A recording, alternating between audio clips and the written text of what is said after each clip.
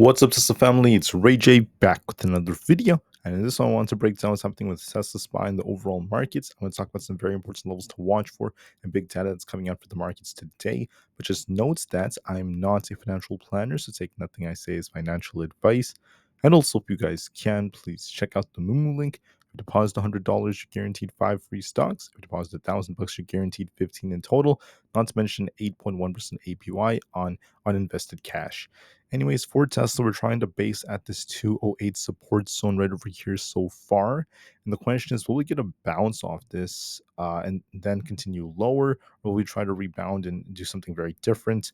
All of this depends on some very important data that's coming out. So I just want to go over that real quick. So today is Wednesday, September 4th, 2024. And please note that today at 10 o'clock a.m. Eastern Standard Time, we have some very important data coming out. This is going to cause a big move in the markets, so we're not going to get the real move until this data comes out. We have the JOLTS job openings reports, the JOLTS job quits. This is going to be very important, especially because of the fact that the market had these fears that were growing because of a recession potentially coming and such. So we'll see how this affects the markets. Will we get a big bounce thanks to this, or will we see the market see a big rug pull? It depends on the jobs numbers and what kind of reaction we get. So don't forget that Wall Street are going to be using this data as an excuse to either pump stocks or dump them, and you have to be prepared for this just to be safe. Now, for many stocks like Nvidia, they still have a lot of weakness after this big DOJ news came out about how there's some potential investigations going on about some antitrust law violations. So this is very important news. It's still affecting Nvidia to this day. This is what came out yesterday, which caused it to dip, and that's what fueled the semiconductor sell-off alongside futures. So it's very important to note. For some earnings, we had some news come out from Dick's Sporting Goods, which did relatively well. They beat on EPS. Also, their revenue is not bad whatsoever, and their overall guidance was pretty good. So not bad from Dick's Sporting Goods. As far as Tesla goes, we're seeing this news right over here about their competitives from Hyundai. Honestly, guys, I don't really care about all these competitors that we're going to be hearing about. The truth is, Tesla's going to have a copious amount of competitors for many, many years to come, for many decades to come. There's going to be new EVs from Hyundai, from Mercedes, from Ford, and the list goes on. And as time goes on, EVs will get cheaper, in my opinion. We're going to be looking at them, see a lot of improvements when it comes to competition and such. But just notes that competition is going to continue for Tesla. And as long as Tesla continues its growth, that's what matters more. It doesn't matter which cars come out to compete with them. I'm seeing this all over the news. So don't worry about this. I'm not really too worried. I'm going to focus more on Tesla sales, and that's what matters so much more. There's also news about the Model Y. Let me just close this real quick. Sorry about that. They're basically Tesla is trying to introduce lower interest rates for the Model Y and the Model 3 in Sweden, trying to bring back those sales. So that's some interesting news that came out. This is going to qualify for only particular Teslas. So they have the floating nominal rate of 1.99% for the Model 3 RWD and the long range AWD as well. So that's some interesting news, trying to get those sales back up. Anyways, that's pretty much it when it comes to data. So let's talk about Tesla. So when we get our jobs reports, if we get a positive reaction, we're going to be looking for a move very close to this 212 area. And even if we do push up here, we'll watch and see if we get a rejection off our EMAs to move back down lower or not. If we break 212, we're going back up to 215. And if we reject off this 212 area, we're going to be coming back down. So watch and see if we get a bounce off the jobs report to reject, or if we reject, and if we lose this 208 area, I think that Tesla's at risk of dipping all the way down to at least the 204s. So watch and see, do we get an initial reaction and lose 208s to dip down to 204, or do we rebound to 212 first and before we see the reaction? We'll have to watch and see depending on this data. I'm not a fortune teller. I don't know what the reaction is going to be, so we'll just have to wait and see what we end up getting from there. For others out there like SPY, I think SPY is very, very simple. We are currently at about 550 a share. Will the JOLTS job reports cause a bounce? If we get a bounce, we could be looking for either 553 to 555. This is going to be our 50 EMA.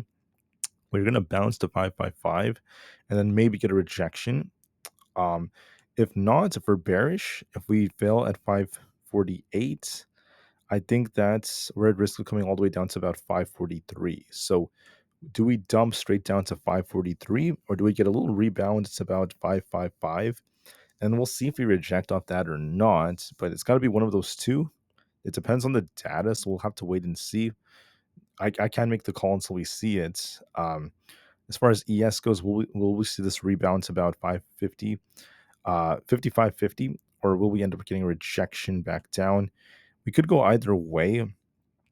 It does look like it may attempt to rebound, but it depends on the data. So we'll see if we go back into the mid 550s or if we reject off that. But if we end up losing 550 flats, there's going to be a much bigger dump all the way down to about 554.80 or something like that. So I'll be watching to see which way we end up going. For Nvidia, unfortunately, Nvidia still has more downside potential to this imbalance.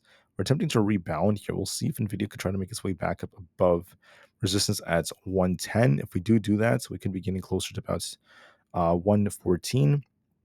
If we reject off that very, very key resistance, then we could be dipping back down much lower.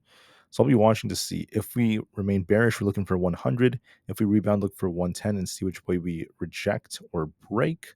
We'll see what the JOLTS job report causes. For Bitcoin, we're looking a little bit more bearish right now.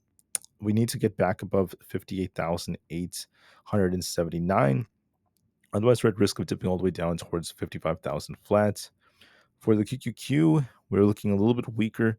We're going to be looking at resistance at 465. If we get a little bounce, we could retest this. This is previous. So this is the previous breakout area. So let me show you this real quick. Right here, we'll be watching this. Do we break this resistance or not? And if we lose the support we have at 458, we're at risk of dipping quite a bit more. So you want to be very, very mindful of that. That we're at this very, very key level, and we have to be careful with the way things are just moving right over here. So, in my opinion, I think that it is possible we rebound a little bit. If we get back up to the 460 area, we could technically go up to 465 and then reject lower. Or if we lose 458, we could be dipping all the way down to this next imbalance, taking us down to 453. So do we reject and dip to 453, or do we rebound to about 465? And then we'll see if we reject off that or not. I'll be watching for that depending on the JOLTS reports. Those are going to be your key levels. For Apple, if we rebound, we're looking for 225. If we reject, you look at 218 as key supports. It's possible we rebound first and then we come back down to 218. That seems like a strong possibility, but we'll see if we get the rebound or not. So be very patient with this one. For the IWM, same thing. We're barely at our 200 EMA at 212. If we lose this, we're going to be dumping to 208s to fill our gap. And if we're bullish, you want to see us get back up above to about 215. I think we could rebound a bit if we hold our 200 EMA, if the data is decent. And if 215 does come, this could be another shorting opportunity for another dump. So we will see how that goes. For Amazon, we're in the middle. We're looking at support at 175. If we fail to hold that, we're going to be dipping down to the lower 170s. And we have 178 as resistance. We could be dipping lower, so be careful. Meta is the same thing. We're looking a little bit more bearish here. Looking at 506 as our key support. We also have resistance around this 512 area. If we lose 506, we could be dumping towards 500. So we'll see how things go. But it depends on if we can hold support. Microsoft has the head and shoulders. We will see if we rebound. We're barely at support at 405. We also have this resistance to be watching for around this 410 area. If we're bullish, we want to break past 410 to push up to the 414 plus area. If we push to 410 and reject, look at our key support at 405. If that fails us, we're going to be coming back down to 398. Last but not least, we have Google. This looks a little bit more bearish right now, but we're trying to hold the support at 156. If we hold this, I could be looking for a rebound back up to about 162. And if we fail at 156, we could be dipping closer to 150. So we're at support right now. We'll have to see if we hold 156. If so, we could rebound a bit before we continue lower later on. So we will see. It is possible the market tries to balance depending on the JOLTS report, but I can't make any promises until we see the data.